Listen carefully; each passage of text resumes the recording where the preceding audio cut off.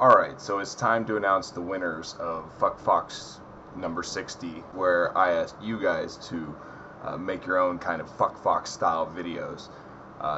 Never again will I probably ever do a challenge like this, simply because there was a total of 16 entries, and of those, like 12 of them were so good that it was really hard for me, and I hate judging people, and I loved all the videos, and it sucks to have to, like, you know, name winners and stuff like that. But since that was kind of the point, I'm going to go ahead and do that.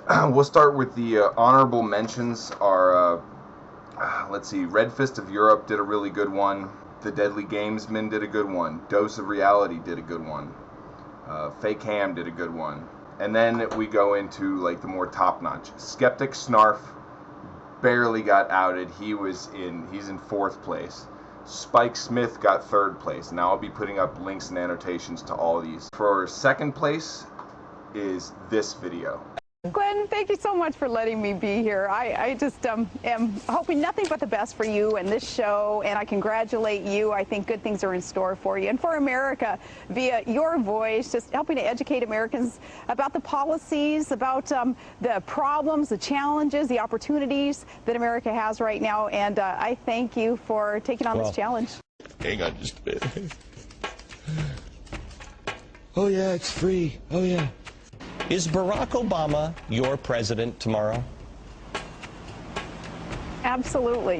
He is. We are all Americans, and united we stand. I am proud of our country. I am proud to be able to acknowledge finally that color will never be a barrier henceforth. This president, I think, has exposed himself as a guy over and over and over again who has a deep-seated hatred for white people or the white culture. I don't know what it is. You know, I thought about this today, that I will support Barack Obama as president. I'm not going to be the people that were just hated George W. Bush. I don't hate Barack Obama. Let's say Bill is the average American here, and I'm President Obama. This is the way I feel. I feel like President Obama is just saying, you know what, I've got that $3.5 trillion budget that we're doing, you know. So what does Obama do? He says, well, I'm just out of stuff to do. What else could I possibly do to the American people? President Obama, why don't you just set us on fire? I have to support him I think it's an American responsibility. Support him in every way that you can. Oh, the revolution of change. Our fearless leader has just signed in S-chips, and earlier today, he spoke out against capitalism.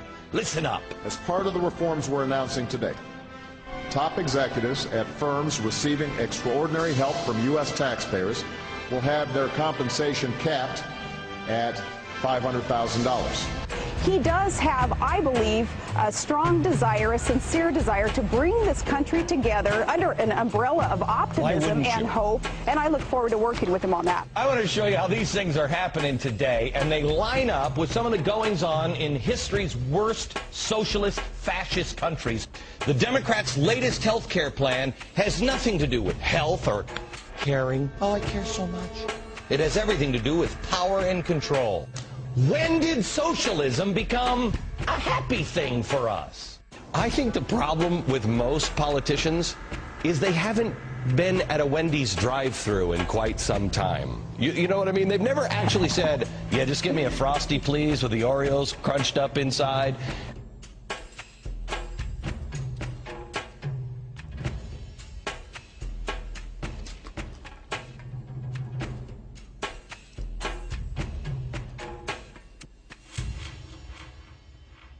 Let's go back to what Barack Obama is promising, a time of opportunity for our country today, for everybody to be involved, opportunity for everybody to progress this nation, whether you have that pedigree or not.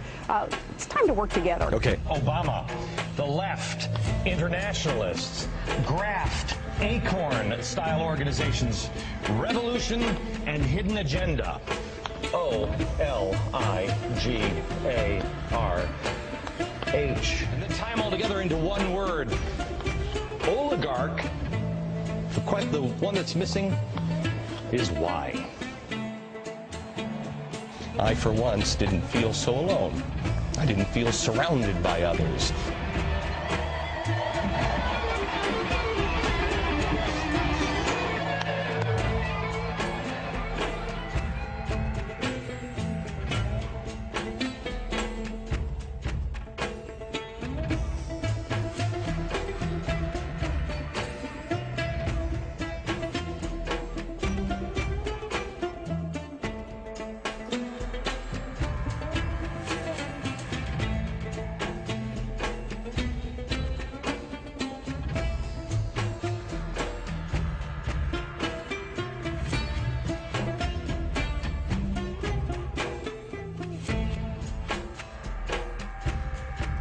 And of course, first place now. Very, very well done video, and I'm sorry to everyone else that didn't make it, but I do appreciate all your input and the time you took into it. But this one I really liked, and so did a lot of other people apparently. So here it is. Recently, the White House Communications Director, Anita Dunn, made some comments about Fox News which were inflammatory, but also at least somewhat accurate. We're talking about conservative commentators, so let's talk about Fox News. You were quoted this week in Time magazine as saying of Fox News, it's opinion journalism masquerading as news. What do you mean masquerading? Well, you know, Howie, I think if we went back a year ago to the fall of 2008, to the campaign, that, you know, it was a time this country was in two wars, that we'd had a financial collapse, probably more significant than any financial collapse since the Great Depression. If you were a Fox News viewer in the fall election, what you would have seen would have been that the biggest stories and biggest threats facing America were a guy named Bill Ayers and something called Acorn. I mean, the reality of it is that Fox News often operates almost as either the research arm or the communications arm of the Republican Party. And the best response to these accusations came from Glenn Beck, who in his usual craziness broke a clip. This is Anita Dunn, June, or is it May or June? June of this year. Here it is. And then the third lesson and tip actually come from two of my favorite political philosophers, Mao Zedong and Mother Teresa, not often coupled with each other. But the two people that I turn to most to basically deliver a simple point, which is you're going to make choices, you're going to challenge, you're going to say why not. The guy responsible for more deaths than any other 20th century leader is her favorite philosopher? How can that man be your favorite anything? He killed 70 million people. That would be like me saying to you, oh, you know who my favorite political philosopher is? Adolf Hitler. Have you read Mein Kampf? Just fight your fight, like Hitler did. It's insanity. This is her hero's work. 70 million dead. So Anita Dunn said, two of my favorite political philosophers, Mao Zedong and Mother Teresa, are not often paired with each other, which was then followed by laughter. Now, I'm not a fan of Mother Teresa, but even I understand the intended irony of pairing these two up. Beck, however, doesn't really get it, and in quoting her decides to mostly ignore Mother Teresa and also ignore the ironic punchline and laughter at the end of the statement. This seems to be pretty dishonest. Then Dunn said, these are the two people that I turn to most to basically deliver a simple point. Beck again chooses to ignore the plural, and also ignores the end. So instead of Mao being the guy she turns to most in order to deliver a point, Beck dishonestly takes her out of context in order to say that Mao is the guy she turns to most, period. And if that weren't enough, Beck decides to pull the word hero out of thin air, and then also claims that Dunn stated that she thinks of Mao's work all the time. She thinks of this man's work all the time? That was a quote. Correct me if I'm wrong, but Anita Dunn never actually said that in the video that Glenn Beck showed. But this sort of thing is typical of Beck. He cares much more about vague connections than facts.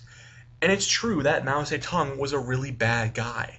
But that doesn't mean that every single thing he thought or said is devoid of thought-provoking or useful content. The quote that Anita Dunn used from Mao was, "You fight your war and I'll fight mine."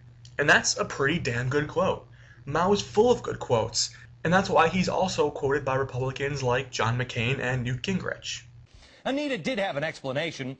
Here's what she said, quote, "The Mao quote is one I picked up from the late Republican strategist Lee Atwater from something I read in the late 1980s. So I hope I don't get my progressive friends mad at me. Oh, she is charming."